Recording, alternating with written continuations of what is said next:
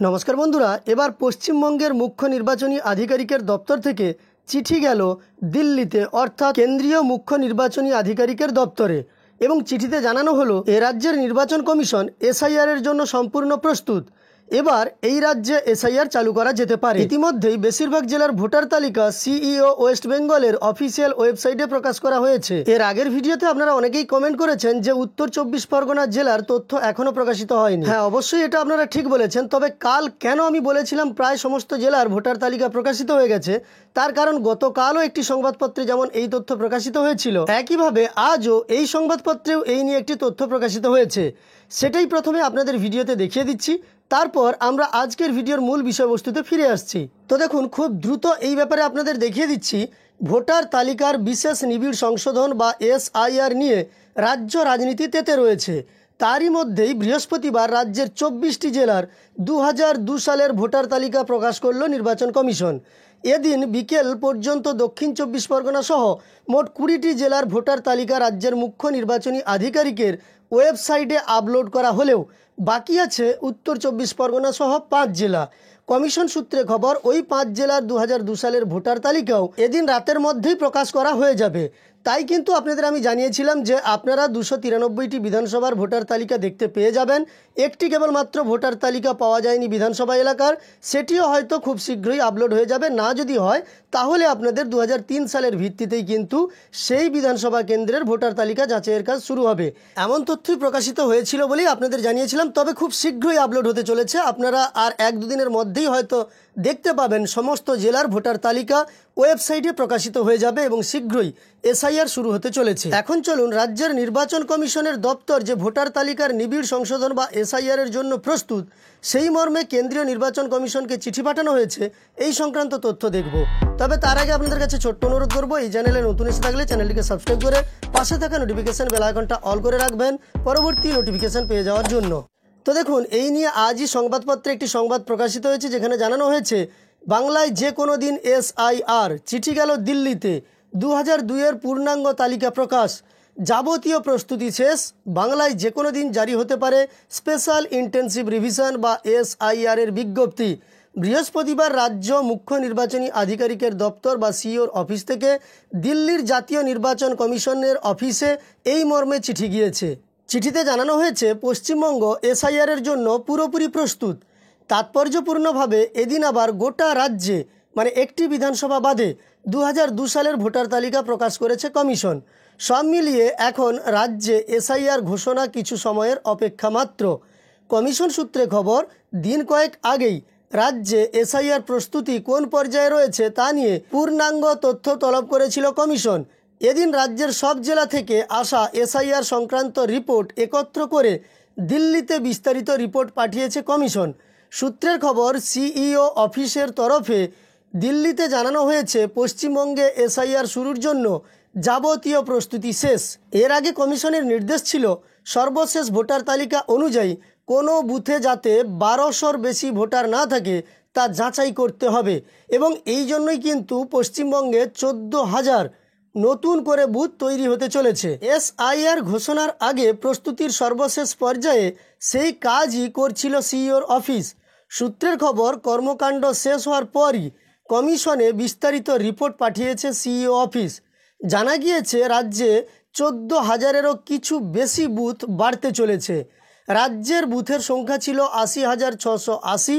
Commission booth প্রতি voter সংখ্যা বেঁধে দেওয়ার পর সর্বশেষ তালিকা অনুযায়ী রাজ্যে বুথ বেড়ে দাঁড়াবে 94,000-এর কিছু বেশিতে। ইতিমধ্যে এই বর্ধিত বুথের সংখ্যা রাজ্যের সমস্ত স্বীকৃত রাজনৈতিক দলের কাছে পাঠিয়ে দেওয়া হয়েছে বলে খবর।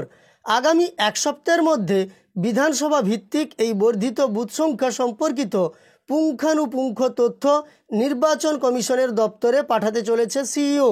কমিশন তাতে সিলমোহর দিলেই রাজ্যে মোট বুথের সংখ্যা ঘোষণা হবে। এদিকে এদিনই রাজ্যের 294টি বিধানসভা কেন্দ্রের মধ্যে একমাত্র কুলপি বিধানসভা বাদে 293 বিধানসভা কেন্দ্রের 2002 সালের ভোটার তালিকা প্রকাশ করা হয়েছে। যদিও এখানে তাই বলা হয়েছে, কিন্তু আমরা দেখেছি এখনও পর্যন্ত সমস্ত বুথের তালিকা প্রকাশিত হয়নি। সিইও দপ্তরের নির্দিষ্ট ওয়েবসাইটে ক্লিক করে ওই ভোটার তালিকা দেখতে পারবেন সাধারণ মানুষ। উল্লেখ্য 2002 সালের ভোটার তালিকাকে ভিত্তি ধরেই রাজ্যে শুরু হবে SIR। প্রথম দফায় 103টি বিধানসভা কেন্দ্রে 2002 সালের ভোটার তালিকা প্রকাশ করেছিল কমিশন। এরপর ভোটার তালিকা প্রকাশের জটিলতা তৈরি হয়, কারণ দক্ষিণ 24 পরগনার কুলপি ও বীরভূমের মুরারই, রামপুরহাট ও রাজনগর বিধানসভা 2002 সালের তালিকায় পাওয়া যাচ্ছিল না। এরপরই দুই জেলার জেলাশাসককে তা খুঁজে বের করার নির্দেশ দিয়েছিল কমিশন। বীরভূমের 3টি বিধানসভা কেন্দ্রের ভোটার তালিকা খুঁজে পাওয়া গেলেও কুলপির তালিকা এখনও নিখোঁজ। কুলপির ক্ষেত্রে একান্তই যদি 2002 সালের ভোটার তালিকা না পাওয়া যায়, সেক্ষেত্রে 2003 সালের খসড়া ভোটার তালিকার ওপরই নির্ভর করতে হবে কমিশনকে। তো এই তথ্য আজই একটি সংবাদপত্রে প্রকাশিত হয়েছে, যেখানে জানানো হয়েছে বুথের সংখ্যা 14,000-এরও বেশি বাড়তে চলেছে। সেই সঙ্গে খুব শীঘ্রই যাতে SIR পশ্চিমবঙ্গে শুরু করা হয়, তার জন্য যে রাজ্যের নির্বাচন কমিশনের দপ্তর প্রস্তুত, সেই মর্মে দিল্লিতে চিঠি পাঠানো হয়েছে কেন্দ্রীয় নির্বাচন কমিশনের দপ্তরে। নির্বাচন কমিশন ইতিমধ্যেই এ রাজ্যে 2002-এর ভোটার তালিকা প্রকাশ করতে শুরু করেছে। কমিশন সূত্রে খবর, 1987 সালের আগে জন্ম এবং 2002 সালের ভোটার তালিকায় নাম আছে এমন ব্যক্তিদের কোনো নথি দিতে হবে না। আর 2002-এর ভোটার তালিকায় নাম না থাকলে নির্বাচন কমিশন নির্ধারিত 11টি নথির মধ্যে যে কোনোটি জমা দিতে হবে। SIR ফর্ম আপনি কিভাবে ফিল আপ করবেন গতকালের ভিডিওতে আপনাদের আমি দেখিয়েছি। আজ কেবলমাত্র ডিক্লারেশন বা ঘোষণা দেখতে পাচ্ছেন, আমি এর বাংলা ভার্সানটা নিয়ে নিয়েছি। এই সম্পর্কে এবং সেই সঙ্গে কোন কোন ডকুমেন্টস দিতে হবে সেই সম্পর্কে আপনাদের পরিষ্কার ধারণা দেব। এখানে দেখতে পাচ্ছেন আমি এতর দ্বারা ঘোষণা করছি যে আমার জ্ঞান এবং বিশ্বাস অনুসারে কয়েকটি অপশান দেওয়া আছে। প্রথমত, আমার বয়স 18 বছরের বেশি, উপরোক্ত ঠিকানার সাধারণ বাসিন্দা এবং ভারতের নাগরিক, এবং যে কোনো একটিতে এইখানে আপনাকে টিকচিহ্ন দিতে হবে। কোথায় আপনি টিকচিহ্ন দেবেন সেই সম্পর্কে পরে আসছি, আগে ঘোষণাগুলো আপনাদের দেখিয়ে দিচ্ছি। যে ঘোষণাগুলিতে আপনি কি কি জানাচ্ছেন বা কি কি ডিক্লারেশন দিচ্ছেন সেই সম্পর্কে দেখাচ্ছি। 2 নম্বরে আছে, দেখুন, আমি অন্য কোনো দেশের নাগরিকত্ব অর্জন করিনি, সেই সঙ্গে আমি ভোটার তালিকায় নাম অন্তর্ভুক্তির জন্য আবেদন করছি এবং আমার নাম অন্য কোনো বিধানসভা নির্বাচনী এলাকা বা সংসদীয় নির্বাচনী এলাকার অন্তর্ভুক্ত নেই। সেই সঙ্গে 4 নম্বরে আপনি জানাচ্ছেন যাবতীয় তথ্য আপনি যা প্রোভাইড করছেন তা সঠিক, এবং তা যদি মিথ্যা হয়ে থাকে তাহলে জনপ্রতিনিধিত্ব আইন 1950-এর বিভিন্ন ধারা অনুযায়ী আপনাকে 1 বছরের কারাদণ্ড বা জরিমানা বা উভয় দণ্ডে দণ্ডনীয় করা হতে পারে। এই মর্মে কিন্তু আপনি স্বাক্ষর করছেন বা আপনার বুড়ো আঙুলের ছাপ আপনি দিয়ে দিবেন, বাম হাতের বুড়ো আঙুলের ছাপ। এখানে তারিখ এবং স্থান বসাতে হবে। এবার চলুন যে অপশানগুলিতে আপনাকে টিকচিহ্ন দিতে হবে সেই সম্পর্কে বিস্তারিত দেখিয়ে দিই। প্রথমেই দেখতে পাচ্ছেন আমার জন্ম 1/7/1987 সালের আগে ভারতে। আপনার জন্ম যদি 1/7/1987 সালের আগে ভারতে হয়ে থাকে এবং 2002 সালের ভোটার লিস্টে আপনার যদি নাম থেকে থাকে, তাহলে আপনাকে কোনো ডকুমেন্টস দিতে হবে না। এখানে লেখা আছে নিচের তালিকা থেকে জন্ম তারিখ এবং অথবা জন্মস্থান নির্ধারণ করে নিজের জন্য যে কোনো নথি সরবরাহ করুন। যদি আপনার জন্ম 1/7/1987 সালের আগে হয়ে থাকে, ভোটার লিস্টে নাম না থেকে থাকে, তাহলে কিন্তু এই ডকুমেন্টস আপনাকে দিতে হবে। যে 11টি ডকুমেন্টসের কথা বলা হয়েছে সেই সম্পর্কে আপনাদের আমি দেখাচ্ছি এইগুলো দেখিয়ে দেওয়ার পরেই।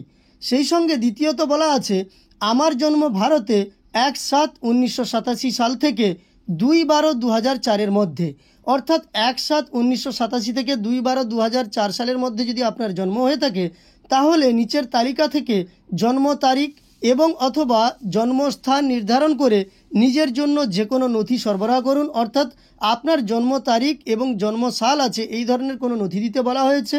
নিচে দেওয়া তালিকা থেকে জন্ম তারিখ অথবা জন্মস্থান নির্ধারণ করে বাবা বা মায়ের জন্য যে কোনো নথি প্রদান করুন। এক্ষেত্রেও জানিয়ে রাখি, যদি আপনার বাবা মায়ের ভোটার লিস্টে নাম থেকে থাকে 2002-এর ভোটার লিস্টে, তাহলেও কিন্তু আপনাকে কোনো রকম ডকুমেন্টস দিতে হবে না। সেক্ষেত্রে আপনি যে ভারতীয় বা আপনি এই দেশের একজন বাসিন্দা তা কিন্তু প্রমাণিত হয়ে যাবে যদি আপনার বাবা মায়ের ভোটার লিস্টে নাম থেকে থাকে 2002 সালের। 1987 থেকে 2004 সালের মধ্যে জন্ম এবং মা বাবার নাম 2002 সালের ভোটার তালিকায় রয়েছে এমন ব্যক্তিদের কোনো নথি দিতে হবে না। কিন্তু আপনার বাবা কিংবা মায়ের নাম যদি 2002 সালের ভোটার তালিকায় না থেকে থাকে, তাহলে আপনার নিজের জন্ম তারিখ কিংবা জন্মস্থান নির্ধারণ করে এমন কোনো ডকুমেন্টস বা নথি আপনাকে দিতে হবে। তাছাড়াও আপনার বাবা কিংবা মায়ের জন্মস্থান বা জন্ম তারিখ নির্ধারণ করে সেই রকম কোনো নথি আপনাকে কিন্তু প্রদান করতে হবে। জন্ম তারিখ কিংবা জন্মস্থান নির্ধারণ করার জন্য কোন কোন ডকুমেন্টসের কথা বলা হয়েছে সেই 11টি নথির ব্যাপারে আপনাদের আমি দেখাচ্ছি। তবে তার আগে দেখুন, যদি আপনার জন্ম 2/12/2004 সালের পরে ভারতে হয়ে থাকে তাহলে আপনাকে কোন কোন নথি দিতে হবে। নিচের তালিকা থেকে জন্ম তারিখ এবং অথবা জন্মস্থান নির্ধারণ করে নিজের জন্য যে কোনো নথি সরবরাহ করতে হবে। অর্থাৎ আপনার জন্ম তারিখ বা জন্মস্থান আছে এমন কোনো নথি আপনাকে দিতে হবে। নিচে দেওয়া তালিকা থেকে বাবার জন্ম তারিখ অথবা জন্মস্থান নির্ধারণ করে যে কোনো নথি আপনাকে প্রদান করতে হবে। তাছাড়াও মায়ের জন্ম বা জন্ম তারিখ এবং অথবা জন্মস্থান নির্ধারণের জন্য নিচের তালিকা থেকে যে কোনো নথি আপনাকে সরবরাহ করতে হবে। যদি কোনো পিতামাতা ভারতীয় না হন তাহলে আপনার জন্মের সময় তার বৈধ পাসপোর্ট এবং ভিসার একটি কপি প্রদান আপনাকে করতে হবে। ধরুন আপনার পিতামাতা ভারতীয় নন, সেক্ষেত্রে আপনার জন্ম যে ভারতীয় হয়েছে তাহলে ওই সময়কার বৈধ পাসপোর্ট এবং ভিসার একটি কপি কিন্তু প্রদান করতে হবে। তাছাড়াও আপনার জন্ম যদি ভারতের বাইরে হয় অর্থাৎ বিদেশে ভারতীয় মিশন কর্তৃক জারি করা জন্ম নিবন্ধন প্রমাণপত্র সংযুক্ত করতে হবে যদি আপনার কাছে থেকে থাকে। না হলে আমি নিবন্ধন বা প্রকৃতিকরণের মাধ্যমে ভারতীয় নাগরিকত্ব অর্জন করেছি, মানে বিদেশের কেউই তো ভারতের নাগরিকত্ব অর্জন করতে পারে বা আমাদের দেশের লোকেরাও অন্য দেশের নাগরিকত্ব অর্জন করে। তার নির্দিষ্ট কিছু ক্রাইটেরিয়া আছে। যদি সেই নাগরিকত্ব অর্জন করে থাকেন ভারতীয় হয়ে তাহলে কিন্তু নাগরিকত্ব নিবন্ধনের শংসাপত্র যুক্ত করতে হবে। এবার সেই 11টি নথির কথায় আসছি। 11টি নথি যে আপনাকে প্রদান করতে বলা হয়েছে সেগুলির প্রথমটিতে রয়েছে কেন্দ্রীয় সরকার বা রাজ্য সরকার বা PSU এর নিয়মিত কর্মচারী বা পেনশনভোগীকে জারি করা যে কোনো পরিচয়পত্র বা পেনশন প্রদানের আদেশ। দ্বিতীয়ত 1/7/1987 সালের পূর্বে সরকার বা স্থানীয় কর্তৃপক্ষ বা ব্যাংক বা ডাকঘর বা LIC বা PSU কর্তৃক ভারতে জারি করা যে কোনো পরিচয়পত্র, শংসাপত্র কিংবা নথিপত্র। 3 নম্বরে আছে উপযুক্ত কর্তৃপক্ষ কর্তৃক জারি করা জন্ম শংসাপত্র। 4 নম্বরে আছে পাসপোর্ট। 5 নম্বরে আছে স্বীকৃত বোর্ড বা বিশ্ববিদ্যালয় কর্তৃক জারি করা ম্যাট্রিকুলেশন বা শিক্ষা শংসাপত্র। 6 নম্বরে আছে উপযুক্ত রাজ্য কর্তৃপক্ষ কর্তৃক জারি করা স্থায়ী বসবাসের শংসাপত্র, সাথে আছে বন আধিকারিক শংসাপত্র। 8 নম্বরে অন্যান্য BC মানে OBC বা SC বা ST অথবা উপযুক্ত কর্তৃপক্ষ কর্তৃক জারি করা যে কোনো বর্ণ শংসাপত্র।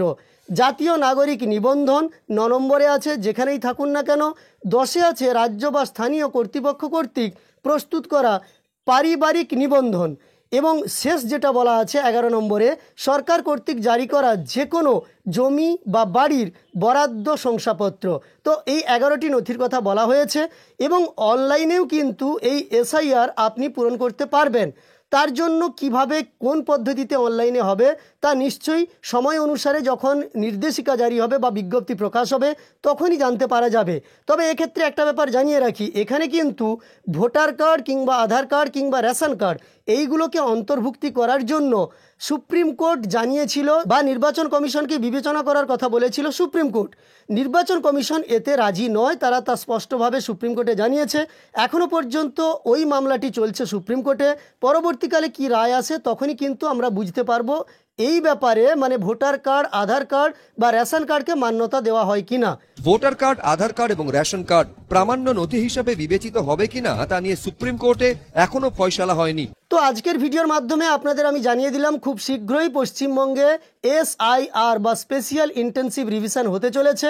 ধীরে ধীরে আর কয়েকদিনের মধ্যেই আপনারা সমস্ত জেলার ভোটার তালিকা পেয়ে যাবেন 2002 সালের আপনাদের নির্দিষ্ট ওয়েবসাইটে, যার ভিডিও আমি আগেই দিয়েছি, এবং কোন কোন ডকুমেন্টস আপনাকে প্রস্তুত রাখতে হবে। যদি অফলাইনে ফর্ম ফিল আপ করতে হয় তাহলে কোন কোন নথি দিতে হবে, অনলাইনে ফর্ম ফিল আপের ক্ষেত্রেও এই সমস্ত নথি কিন্তু প্রযোজ্য হবে।